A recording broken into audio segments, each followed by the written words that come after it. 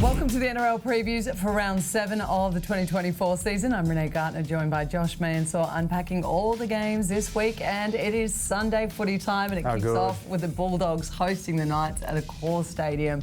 Let's look at the Bulldogs first, Josh. Some really positive sides from a side that looked completely different at the end of last year. They really took it to the Storm and took it all the way to the wire last round. Well, the biggest thing Cameron Cirata was preaching is patience. You know, you got to take time to, you know, where they were last year, they're a shadow of their former selves. Yeah. You know, you look at their goal line defence, they're first in the comp where they were last year.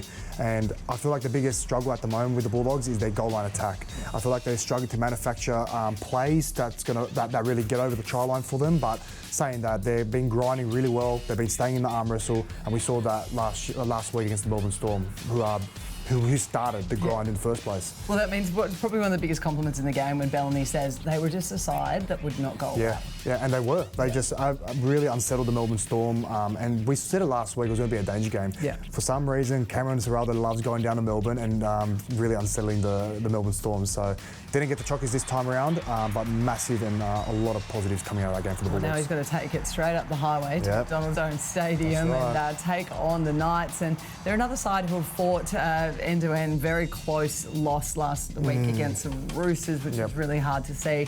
O'Brien put his hand up and said it was, you know, hand on heart. He left the forwards out there for too long. They said they were fine, but I should have known a little bit better about doing that. They were exhausted through the middle, and that's where the Roosters really struck through that game. You could tell. How are they going to change the tactics going into this game? Because the Bulldogs are a side that they're going to keep doing the same thing. Well, without a doubt. And the thing about that, the Bulldogs do possess a much lighter mobile pack compared to the Roosters last week. Obviously, it's good to see a coach coming out and being accountable for leaving those forwards out there. It was his mistake, but I feel like there was a few things that happened in that game that they didn't really see coming. Kalyn Ponga injuring his hip, which it's a bit concerning because I know one thing for sure, that if you injure a hip, it could be a lengthy stay on the sideline. So how they navigate that, we'll wait and see. But he's obviously named in the side.